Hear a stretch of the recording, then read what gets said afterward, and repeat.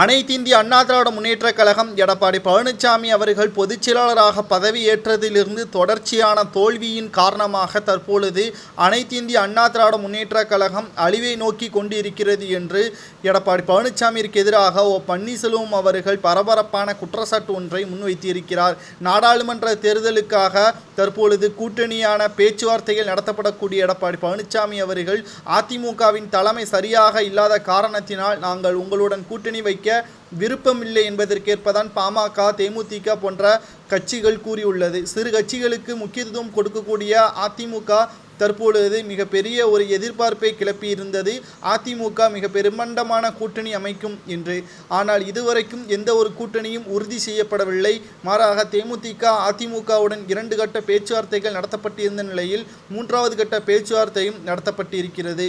மேலும் பாட்டாளி மக்கள் கட்சி தலைவர் ராமதாஸ் அவர்கள் இதை பற்றி கூறுகையில், அதிமுக பாஜகவுடன் பாமக கூட்டணி பேச்சுவார்த்தை தொடர்ந்து நடைபெற்று வருகிறது. மாநில அந்தஸ்தை இழந்த பாமக தற்பொழுது வருகின்ற மக்களவை தேர்தலில் 2 எம்பிக்களையாவது பெற்றுவிட வேண்டும் என்பதற்காக தனது கூட்டணியான முடிவுகள் தாமதமாவதாகவும், எப்படியும் நாடாளுமன்ற தேர்தலில் பாஜக தான் வெற்றியடையும் என்பதால் எங்களுக்கு ஒரு மத்திய அமைச்சர் பதவி கொடுக்கும் என்று உறுதிவாதம் அளித்தால் நிச்சயமாக நாங்கள் பாஜகவுடன் கூட்டணி வைப்போம் என்பதற்கேற்பதான் ராமதாஸ் அவர்கள், அன்புமணி ராமதாஸ் அவர்களும் தற்பொழுது கூறியுள்ளார். இதனால் மிகப்பெரிய ஒரு மரண அடியாகத்தான் எடப்பாடி பழனிசாமி அவர்களுக்கு அமைந்திருக்கிறது. காரணம், பாமகவுடன் மிகப்பெரிய அளவில் நம்பிக்கை வைத்திருந்த எடப்பாடி பழனிசாமி அவர்கள் பாஜகவுடன் தற்பொழுது பாமக கூட்டணி வைப்பதாக பேச்சுவார்த்தை நடத்தப்பட்டு வருவது மிகப்பெரிய ஒரு அதிர்ச்சியை தான் எடப்பாடி பழனிசாமி அவர்களுக்கு அமைந்திருக்கிறது. காரணம், எடப்பாடி பழனிசாமி அவர்கள் இருக்கும் வரை அதிமுக வெற்றியடையாது. ஏனென்றால் தென் மாவட்டங்களில் கடுமையான எதிர்ப்புகள் எடப்பாடி பழனிசாமி அவர்களுக்கு இருக்கிறது. மத்திய சென்னை, வட சென்னை போன்ற மிக முக்கியமான தொகுதிகளில் திமுக தனது பெரும்பான்மையை நிரூபித்திருக்கக்கூடிய நிலையில் தென் மாவட்டங்களில் தற்பொழுது வரை ஆளுமையாக இருக்கின்ற அதிமுக கடந்த 2 ஆண்டுகளாக அதன் ஆளுமை இழந்துவிட்டது. காரணம், பன்னீர்செல்வம் அவர்களை கட்சியிலிருந்து நீக்கியதும், குறிப்பாக குறிப்பிட்ட சமூகத்தினருக்கு எதிராக எடப்பாடி பழனிசாமி அவர்கள் செயல்பட்டதும் தான் இதற்கு முக்கியமான காரணம் என்றும் தற்பொழுது விமர்சனங்கள் முன்வைக்கப்படுகிறது. இதனால் அதிமுகவின் நிர்வாகிகளை எடப்பாடி பழனிசாமி மீது கடும் கோபத்தில் இருப்பதாகவும், உட்கட்சி மோதலின் காரணமாக எடப்பாடி பழனிசாமி அவர்கள் நாடாளுமன்ற தேர்தலில் எந்த ஒரு கட்சியுடனும் கூட்டணி இல்லாமல் 39 தொகுதிகளில் தனித்து போட்டியிடுவதாக தற்பொழுது அதிகாரப்பூர்வமான தகவல் வெளியாகவில்லை. ஆனால் இறுதியான முடிவு இதுவாகத்தான் இருக்கும்.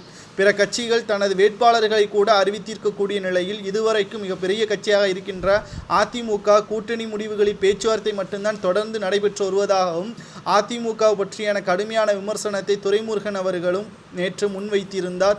இதனை தொடர்ந்து கடும் கோபத்தில் இருக்கக்கூடிய அதிமுகவின் நிர்வாகிகள் எடப்பாடி பழனிசாமி அவர்களுடன் இறுதியாக செய்துவிட்டார். ஈரோடு கிழக்கு தொகுதி இடைத்தேர்தலை போல் தோல்வியடைந்தது போல் நாடாளுமன்ற தேர்தலில் தோல்வியடைந்தால் உங்களது பொதுச் செயலாளர் பதவி பறிக்கப்படும் என்பதற்கேற்ப அதிமுகவின் தலைமை தற்பொழுது கூறிவிட்டது. இந்த நிலையில்தான் நாடாளுமன்ற தேர்தலுக்கான மக்கள் பணியை அதிமுக தீவிரம் அடைய வேண்டும் என்றும் அதிமுகவின் பொதுச் செயலாளர் எடப்பாடி பழனிசாமி அவர்கள் கூறியுள்ளார். ஒட்டுமொத்தமாக அதிமுக தற்பொழுது மிகப்பெரிய ஒரு எதிர்பார்ப்பை கொண்டிருக்கிறது. காரணம், நாடாளுமன்ற தேர்தலில் திமுக தற்பொழுது இருக்கக்கூடிய அவப்பெயரை தனக்கு சாதகமாக பயன்படுத்தி கொண்டு வாக்கு எண்ணிக்கைகளை தற்பொழுது அதிகரிக்கப்பட வேண்டும். ஏனென்றால் கடந்த சட்டமன்ற தேர்தலிலே நாம் பார்த்திருப்போம், வெறும் 3.5% வித்தியாசத்தில் தான் திமுக வெற்றியடைந்தது. காரணம், மக்களிடம் 350க்கு மேலான வாக்குறுதிகளை கூறியதன் காரணமாகத்தான் அந்த 3.5% மக்கள் எங்களை விட்டு போனார்கள் என்பதற்கேற்ப எடப்பாடி பழனிசாமி சமீபத்தில் பேட்டி ஒன்று அளித்திருந்தார். ஆனால் 3 ஆண்டுகால ஆட்சியில் அதை மக்கள் உணர்ந்திருப்பார்கள், மீண்டும்